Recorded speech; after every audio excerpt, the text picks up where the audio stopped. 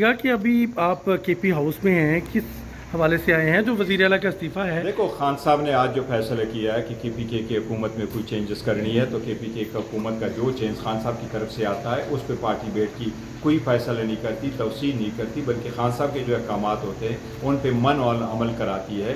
علی امین صاحب سے میری بات ہوئی اور علی امین صاحب کا ارادہ ہے کہ وہ استعفیٰ دے دیں۔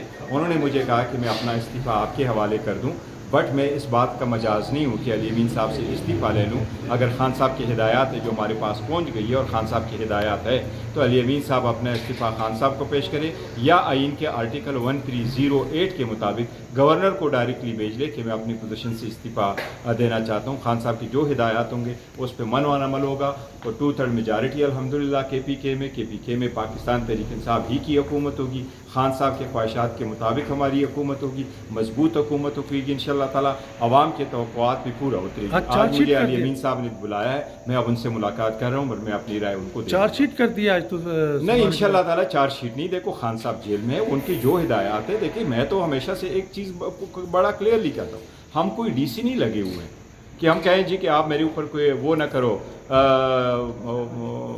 تنقید نہ کرو۔ لوگ ہوتے رہتے ہیں، کمی اور کوتاہیاں ہوتی رہتی ہے، اگر اس کا ہے تو اس کا کوئی فرق نہیں پڑتا۔ خان صاحب کی ہدایات پہ عمل ہو۔ آج استعفیٰ ہوگا؟